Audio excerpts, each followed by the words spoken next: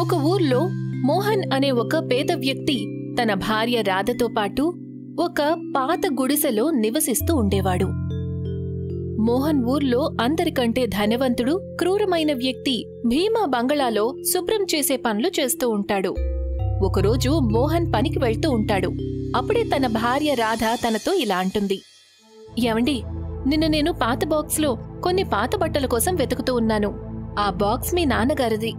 నాకు ఆ బాక్స్లో ఒక కాగితం దొరికింది. ఆ కాగితము నన్ను ఆశ్చర్యానికి గురిచేసింది. ఏది? నన్ను కూడా చూడండి. ఏం కాగితం అది? దానికి నువ్వెందుకు ఆశ్చర్యపోతున్నావు? రాధ ఆ కాగితాన్ని మోహన్కి ఇస్తూ ఇలా అంటుంది, ఇందులో మీ నాన్నగారి పేరు రాసుంది. మీరు భీమా బంగళాలో పనిచేస్తున్నారు కదా, ఇందులో ఆ బంగళా ప్లాను చాలా స్పష్టంగా ఉంది. మోహన్ ఆ కాగితాన్ని చదువుతూ ఆశ్చర్యంతో ఇలా అంటాడు, రాధా, ఈ కాగితం ప్రకారం అయితే నాన్నగారు భీమ్ బంగళాకి యజమాని.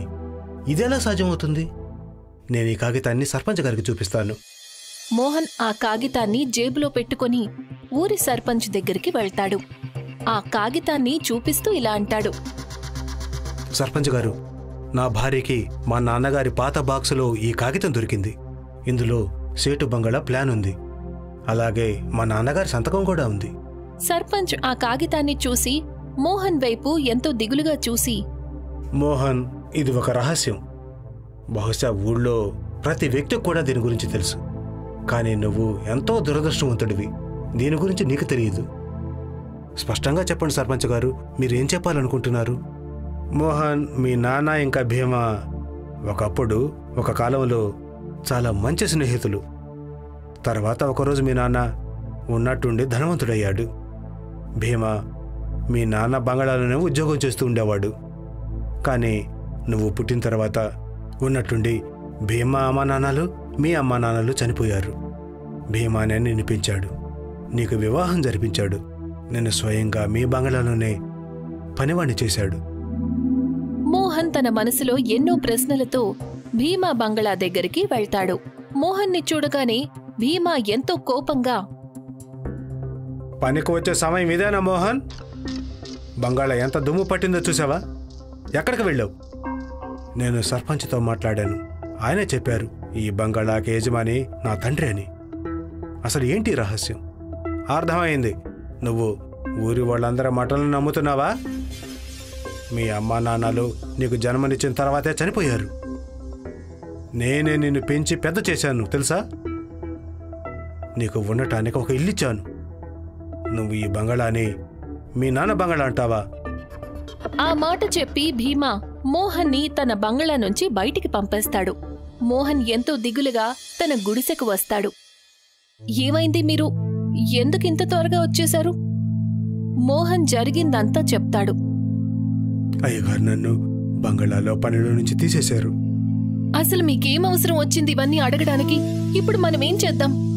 ఈ ఊర్లో మీకు ఎవరు పనిస్తారు? ఇది ఆలోచించి నేను చాలా చింతిస్తున్నాను. అప్పుడే అక్కడికి సర్పంచ్ వస్తాడు. మోహన్, భీమా నిన్ను పనిలో నుంచి తీసేశాడని నేను విన్నాను. అవును సర్పంచ్ గారు, మీరు నాకు ఏదైతే చెప్పారో నేను అదే విషయం అయ్యగారిని అడిగాను. ఆయన ఈ విషయానికి కోపడిపోయారు. మోహన్, నీకు చింతించాల్సిన అవసరం ఏమీ లేదు. నేను నీకు ఏదైతే చెప్పాను అదంతా నిజమే. నువ్వు ఒక పని చేయొచ్చు కదా. ఏం పని? మోహన్, నువ్వు ఇప్పుడు వయసులో ఉన్నావు, బలముంది నీకు.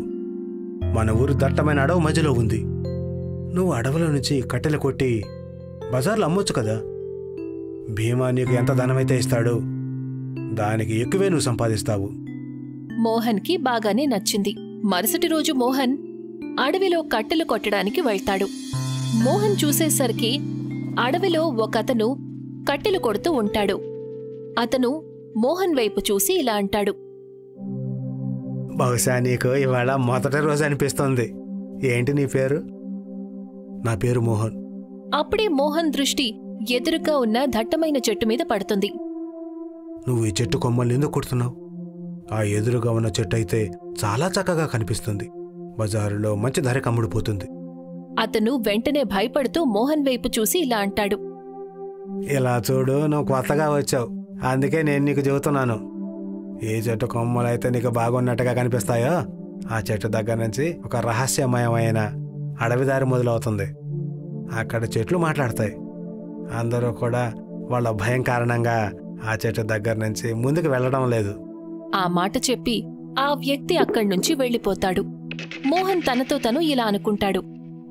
అసలు ఇదెలా సాధ్యమవుతుంది? నేను ఆ చెట్టు కొమ్మే కొడతాను. మోహన్ నెమ్మదిగా నడుచుకుంటూ ఆ చెట్టు దగ్గరికి వెళ్తాడు. తను ఎప్పుడైతే గొడ్డలిని చెట్టుకు కొడతాడో ఉన్నట్టుండి చెట్టు నుండి ఒక మనిషి గొంతు వినిపిస్తుంది. నన్ను నరకొద్దు. నేను చెట్టు అయితే ఏమైంది? మాకు కూడా ప్రాణం ఉంటుంది. అది చూసి మోహన్ ఆశ్చర్యంతో, అంటే దీని అర్థం ఆ వ్యక్తి చెప్పింది నిజమే. నువ్వు నా మీద గొడ్డలితో కొట్టావు. నాకు చాలా నొప్పిగా ఉంది. మోహన్ ఆ చెట్టు వైపు చూసి ఇలా అంటాడు. నిజానికి ప్రపంచంలో చాలా చెట్లున్నాయి. మరి వాటికెందుకు నొప్పి కలగడం లేదు? అన్నిటికీ నొప్పిగా ఉంటుంది, కానీ అన్నిటికీ చెప్పుకునే శక్తి ఉండదు. మోహన్ చూసేసరికి ఆ చెట్టు కొమ్మల్లో నుంచి నీటి చుక్కలు కారతాయి. ఈ నీటి చుక్కలు ఎందుకు కారుతున్నాయి? ఇవి నీటి చుక్కలు కాదు, ఇవి నా కన్నీళ్లు. అది వినగానే మోహన్కి చాలా బాధగా అనిపిస్తుంది. దయచేసి నన్ను క్షమించు మాట్లాడే చెట్టు. ఇక మీదట నేను ఏ చెట్టును కొట్టను. మోహన్ ఆ మాట అంటాడో లేదో అప్పుడే రంగురంగుల కిరణాలతో ఆ చెట్టు ఒక అందమైన పురుషుడిగా మారిపోతుంది. మోహన్ ఆశ్చర్యంతో అతని వైపు చూసి ఇలా అంటాడు. ఎవరు నువ్వు? నేను వనరక్షకుణ్ణి. ఇంతకుముందు చాలామంది వచ్చి వెళ్ళారు, భయం కారణంగా పారిపోయారు. కానీ నువ్వు రెండవ వ్యక్తివి. నీ మనసులో చెట్లు పట్ల జాలి మొదలైంది. అయితే మరి ఆ మొదటి వ్యక్తి ఎవరు? మీ నాన్న. నేను నిన్ను గుర్తించగలిగాను. నాతో పాటు పద, నేను నీకొకటి చూపిస్తాను. వనరక్షకుడు మోహన్ని ఆ అడవి లోపలికి తీసుకువెళ్తాడు. అడవి లోపలి దృశ్యాన్ని చూసి మోహన్ కళ్ళు ఆశ్చర్యంతో నిండిపోతాయి. మోహన్ చూసేసరికి ఆ అడవి చెట్లకి పళ్ళు, ఆకులకి బదులుగా ఎంతో అందమైన పాత్రలు ఉంటాయి. ఇది చాలా విచిత్రమైన అడవిలా ఉందే.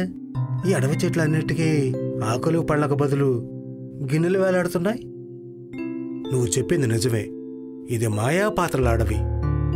చాలా కాలం క్రితం మీ నాన్న ఈ అడవిలోకి వచ్చారు. నేను అతనికి బహుమానంగా ఒక మాయా గిన్నెనిచ్చాను.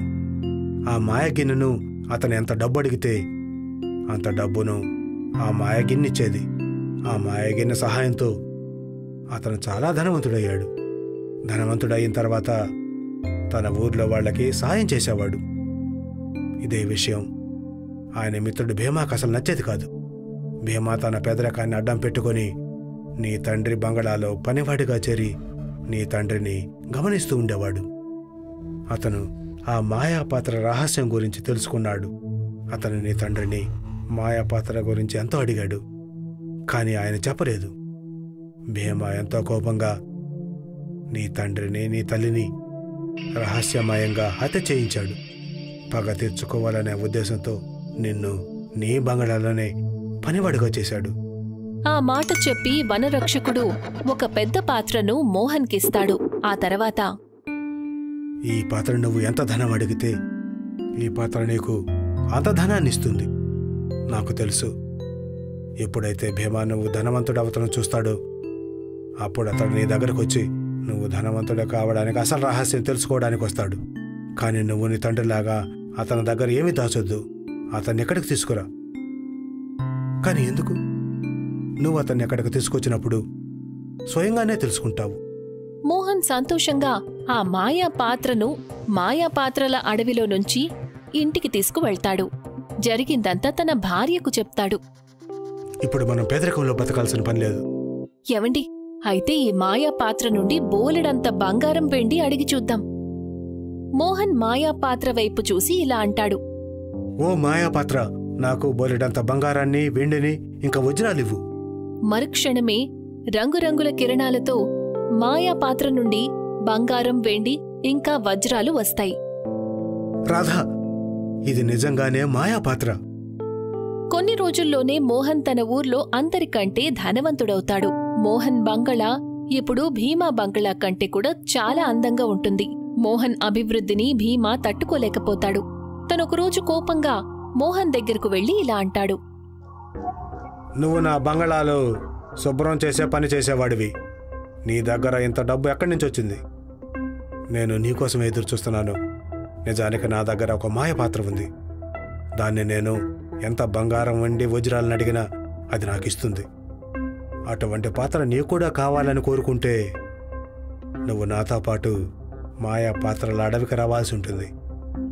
భీమా నవ్వుతూ మోహన్తో ఇలా అంటాడు. నువ్వు నీ తండ్రిలాగా మూర్ఖుడు కాదు. తన దగ్గర కూడా ఇటువంటి ఒక మాయాపాత్ర ఉండేది. నేను తనని ఎంతో అడిగాను. అసలు తనకు ఆ పాత్ర ఎక్కడ దొరికింది అని తను నాకు ఎప్పుడూ చెప్పలేదు. నువ్వు చెప్పింది నిజమే. నాతో పాటు పద. కాసేపట్లో మోహన్ భీమాని మాయాపాత్రల అడవిలోకి తీసుకువెళ్తాడు. భీమా ఆ అడవిని చూసి ఆశ్చర్యంతో ఇలా అంటాడు. ఇది చాలా విచిత్రమైన అడవిలా ఉంది. అప్పుడే రంగురంగుల కిరణాలతో అక్కడికి వనరక్షకుడు ప్రత్యక్షమవుతాడు. అతనెంతో కోపంగా భీమా వైపు చూసి, నువ్వెక్కడికి రావడం అయితే వచ్చావు, కానీ ఎప్పటికీ తిరిగి వెళ్ళలేవు. ఈ మా అడవిలో చెట్లకు ఎన్ని పాత్రలైతే వేలాడుతున్నాయో వాటిల్లో కొన్ని పుట్టుకొచ్చిన మాయా పాత్రలు, మరికొన్ని మనుషులు వాళ్ళ మనసుల్లో స్వార్థం ఇంకా ఈర్ష్య నిండుకుంది. నువ్వు మోహన్ తల్లిదండ్రులను హత్య చేయించి మోహన్ నుండి తన బాల్యాన్ని దూరం చేశావు. దీనికి నువ్వు శిక్ష అనుభవించక తప్పదు. నీకు దీని గురించి ఎలా తెలుసు? ఎందుకంటే నేను ఆ వనరక్షకుణ్ణి. మోహన్ తండ్రికి నేనే ఆ మాయాపాత్రనిచ్చాను. నాకు తెలుసు మోహన్ పుత్రుడు ఏదో ఒకరోజు అడవులోకి తప్పకుండా వస్తాడు అని. నేను తన ద్వారా తన తండ్రిని హత్య చేసిన అతన్ని ఇక్కడికి పిలిపిస్తాను అని, తనకు శిక్ష విధిస్తాను అని. ఇక నీ జీవితం అంతా ఈ మాయా పాత్రల అడవిలో ఏదో ఒక చెట్టుకి పాత్రగా మారి వేలాడుతూ ఉంటావు. ఉన్నట్టుండి వనరక్షకుడి కళ్లల్లో నుంచి రంగురంగుల కిరణాలు వస్తాయి. భీమా పాత్రగా మారి ఒక చెట్టు కొమ్మకు వేళ్లాడతాడు. వనరక్షకుడు నవ్వుతూ మోహన్తో ఇలా అంటాడు. మీ తల్లిదండ్రుల్ని హత్య చేసిన వాడికి శిక్ష పడింది. ఆ మాట చెప్పి వనరక్షకుడు అక్కడ్నుంచి మాయమైపోతాడు. మోహన్ నవ్వుకుంటూ తన ఇంటికి వెళ్ళిపోతాడు.